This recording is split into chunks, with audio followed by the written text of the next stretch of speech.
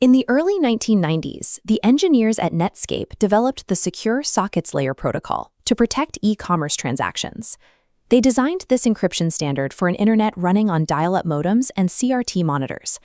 To understand how this legacy impacts us today, we must separate network speed into two metrics. The first is throughput, the actual volume of data that can pass through a network over a specific period of time. The second is latency. This is the physical delay in communication, dictated by the speed of light traveling through fiber optic cables and the time it takes routers to process packets along the way.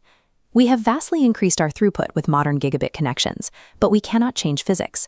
A data packet traveling from New York to London still takes roughly 28 milliseconds to complete a one-way trip.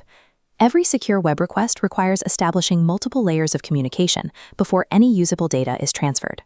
We have to negotiate a reliable transport layer via TCP, secure it via TLS, and finally send our HTTP request. Each step requires a separate round trip across the ocean. While hardware has improved exponentially over the last 3 decades, building a high-performance network means fighting against the round-trip times established in the dial-up era. To see exactly where we lose time, we will plot the life cycle of a secure connection on a vertical scale from 0 to 200 milliseconds.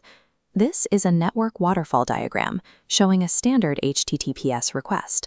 Before a single byte of HTML is downloaded, we hit a long span of dead time, often measured as time to first byte. We are going to peel back the layers of the network stack to account for every millisecond inside that gray block. For our model, we will use an optimistic baseline, a 56 millisecond round-trip time for a packet to travel from New York to London and back.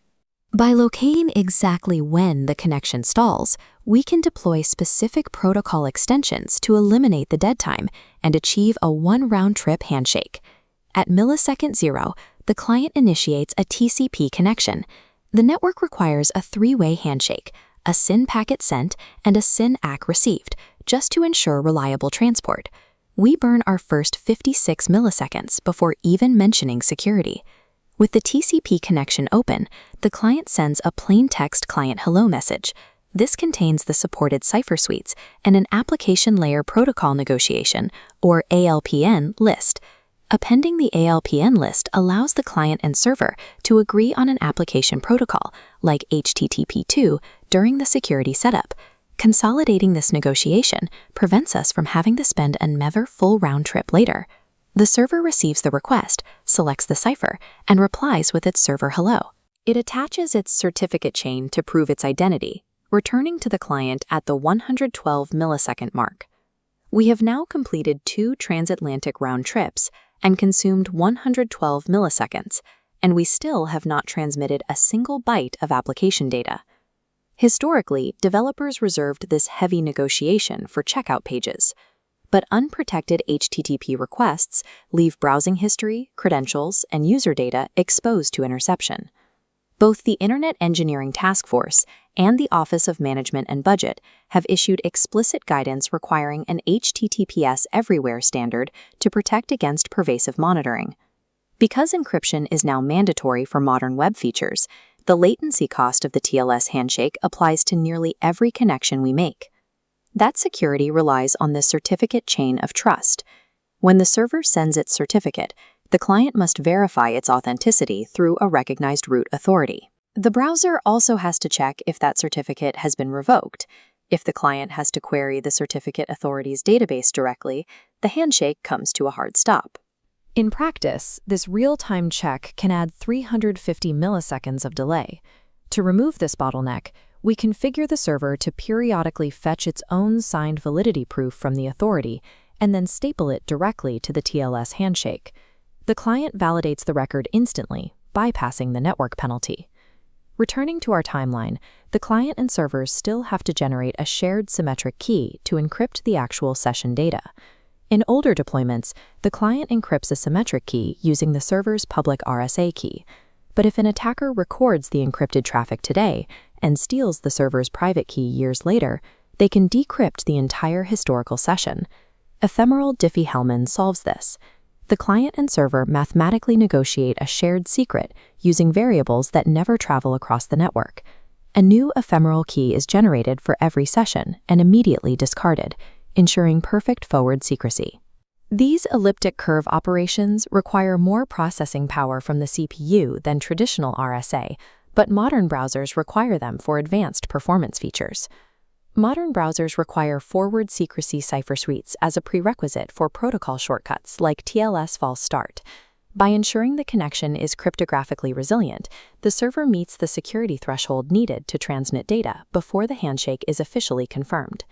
Once the keys are set, application data is chunked into blocks of up to 16 kilobytes by the TLS record protocol. Each block is wrapped in a 5-byte header, signed with a message authentication code, and encrypted. The size of these blocks determines how the browser processes the data.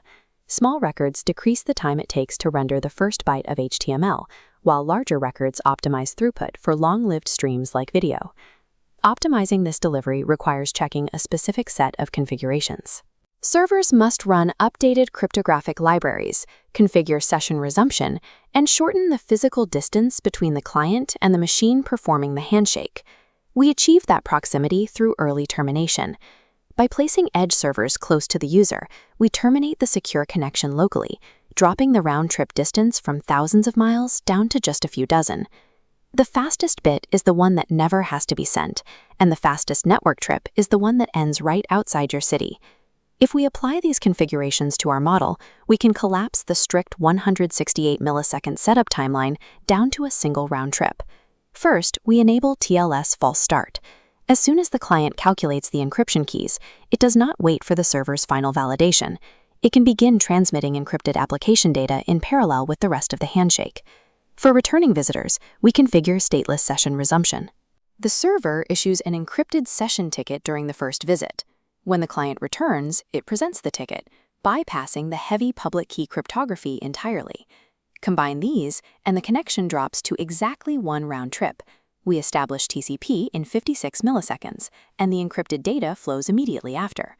We have taken a heavy, multi-layered security negotiation and compressed it into the absolute physical minimum allowed by the speed of light. High-performance browser networking is an exercise in understanding physics and protocol timing. In the past, encryption was viewed as a heavy computational burden. Today, TLS accounts for less than 1% of CPU load, and a properly tuned stack adds near-zero latency overhead. By mapping and optimizing every millisecond of the handshake, engineers deliver a web that is structurally secure and completely uncompromised in its speed.